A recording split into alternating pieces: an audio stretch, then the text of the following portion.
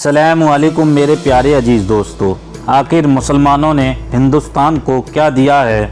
आज कुछ बीजेपी के लोग और आरएसएस के भौंकने वाले कुत्ते और भेड़िए आज मुसलमानों को घेर लेते हैं, उनको शक की निगाह से देखते हैं और उनके मुंह पे ये वीडियो एक तमाचा है, क्योंकि हर मुसलमान को यह वीडियो देखनी चाहिए और जो लोग नहीं देख पाएंगे वह लोग अपने दोस्तों के साथ शेयर करें, क्योंकि उनको ये जवाब दे सकें कि मुसलमानों ने अपने भारत देश के लिए क्या क्या किया है।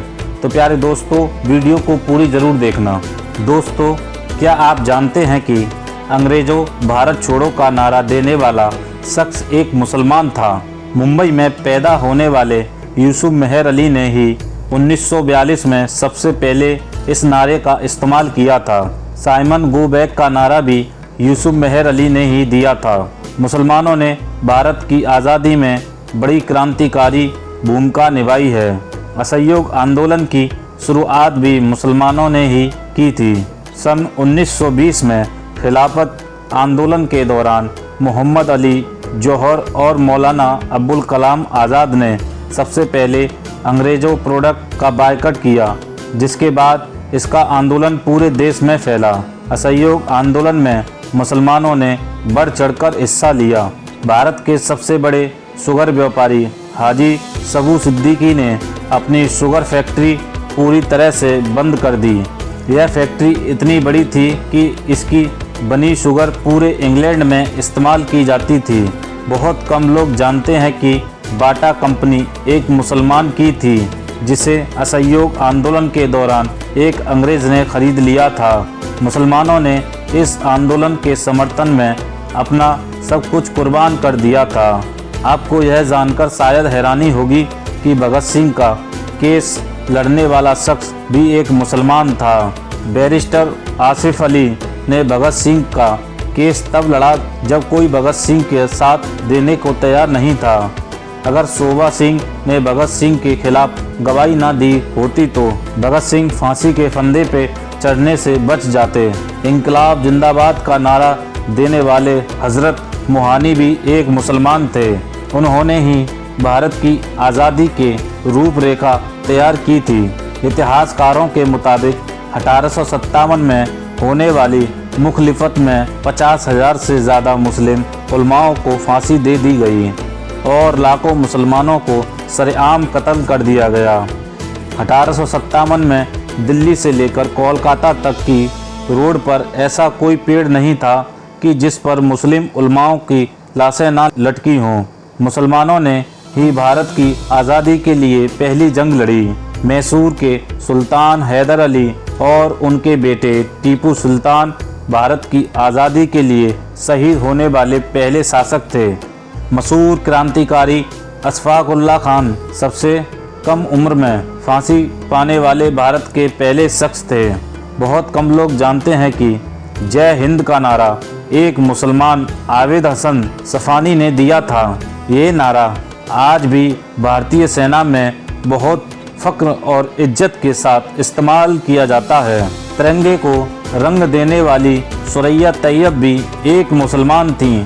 उन्होंने ही भारत के राष्ट्रीय ध्वज को मौजूदा रूप दिया था।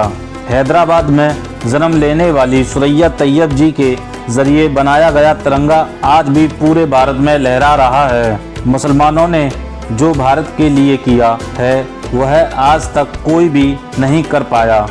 कानपुर में पैदा होने वाले अजीमुल्लाह खान ने मादरे वतन भारत की जय का नारा दिया था, जिसमें बाद में कुछ खास मजहब के लोगों ने माता शब्द जोड़ दिया।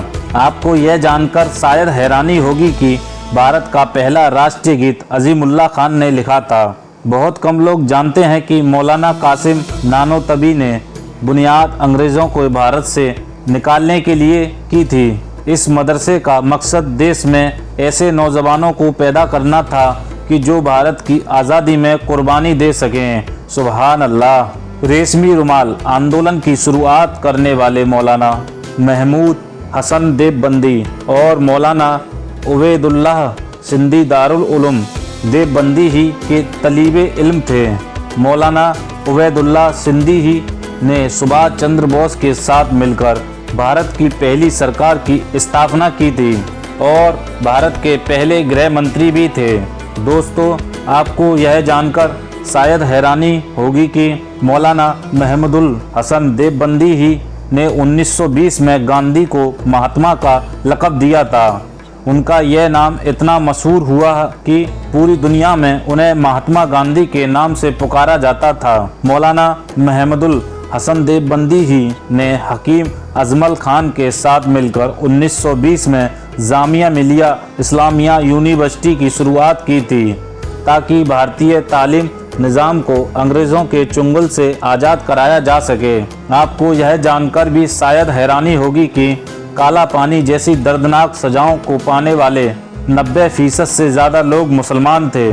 आइलैंड अंडमान में आज भी सबसे ज़्यादा कब्रें मुसलमानों की ही हैं। मुसलमानों के अलावा दूसरे लोगों ने काला पानी की सज़ा से बचने के लिए न सिर्फ माफ़ीनामे लिखे बल्कि अंग्रेज़ों के मुखबिर भी थे। मुसलमानों ही ने अंग्रेज़ों के खिलाफ सबसे पहले हथियार उठाए थे। 1803 में शाह अब्दुल अजीज़ ने अंग्रेज़ों के खिलाफ फतवा देते हुए ऐलान किया कि अंग्रेज़ों की ग़ुलामी हराम है और हर मुसलमान पर फ़र्ज़ है कि वह अपने मुल्क के आज़ादी के लिए खुद को कुर्बान कर दे। 1857 में होने वाली जंग की प्लानिंग भी एक मुसलमान मौलवी अहमदुल्ला शाह ने की थी। वो भारत के अकेले इंसान थे कि जिन पर अंग्रेज़ों ने 50,000 रुपये का इनाम रखा था। यह रकम इतनी बड़ी थी कि राजा जगन्नाथ ने पैसों के लालच में आकर अहमदुल्ला शाह की मुखबरी कर दी और अंग्रेज़ों ने उन्हें जाकर शहीद कर दिया। बहुत कम लोग जानते हैं कि 1857 में शहीद होने वाले 90% लोग मुसलमान थे। जलियांवाला बाग में जनरल डायर की गोलियों का निशाना बनने वाले अधिकतर लोग भी मुसलमान ही थे। भारत की आज़ादी की रहनुमाई करने वाले संगठन इंडियन नेशनल कांग्रेस के 9 से अधिक प्रेसिडेंट मुसलमान रहे। गांधी जी ने अफ्रीका में जहां वकालत की पढ़ाई की थी वह कॉलेज भी एक भारतीय मुसलमान का था और जब वो भारत में आए तो भारत की आज़ादी के लिए अली ब्रदर्स के साथ काम करना शुरू किया जो कि एक मुसलमान ही थे। बहुत कम लोग जानते हैं कि 1921 में केरल के मुसलमानों द्वारा लड़ी गई जंग में 30,000 से अधिक मुसलमान शहीद हुए थे और 50,000 मुसलमानों को जेल में कैद कर दिया गया था। ये आंदोलन मोपला मुस्लिम आंदोलन के नाम से जाना जाता है। 1942 में शुरू हुए भारत छोड़ो आंदोलन के रूप रेखा मौलाना अबुल कलाम आज़ाद ने तैयार की थी। संविधान निर्माता डॉक्टर भीमराव अंबेडकर को पहचान दिलाने में मुसलमान का बड़ा योगदान रहा है। 1946 में एक भीमराव अंबेडकर दलित होने की वजह से इलेक्शन हार गए तो बंगाल के मुस्लिम लोगों ने उन्हें अपने इलाके से इलेक्शन लड़ने की दावत दी। इस तरह भीमराव अंबेडकर संविधान सभा का हिस्सा बन सके। अगर मुसलमान भीमराव अंबेडकर को इलेक्शन न जिताते तो उन्हें कभी भी भारत के संविधान लिखने का मौका न मिलता। भारत की आज़ादी के लिए सबसे ज़्यादा लेख, गीत, शायरी और किताबें मुसलमानों ही ने लिखी। अल्लामा इकबाल के ज़रिए लिखा गया तराना सारे जहां से अच्छा आज पूरे भारत में गाया जाता है। दोस्तों, आपको यह जानकर हैरानी होगी कि देश के लिए शहीद होने वाला पहला पत्रकार मौलाना वीर बकर एक मुसलमान आदमी थे। भारत की आज़ादी के लिए मुस्लिम राजाओं और महाराजाओं ने अपने खजाने खोल दिए थे। कोलकाता के हाजी उस्मान सईद ने अपना सब कुछ भारत की आज़ादी के लिए कुर्बान कर दिया था। हाजी उस्मान की अमीरी का अंदाज़ा इस बात से लगाया जा सकता है कि 1920 तक कोलकाता में बनने वाला हर स्कूल और हर बड़ी बिल्डिंग उन्हीं की थी। कोलकाता के पहले सुपरस्टार केस बाज़ार की बुनियाद हाजी सईद ने ही रखी थी, लेकिन बाद में उन्होंने अपनी सारी दौलत देश के लिए कुर्बान कर दी और ख़ुद एक किराए के घर में आकर रहने लगे। अमीर हमजा और अब्दुल हबीब यूसुफ मरफानी जैसे मुसलमानों ने अपनी अरबों की दौलत देश की आज़ादी के लिए कुर्बान कर दी।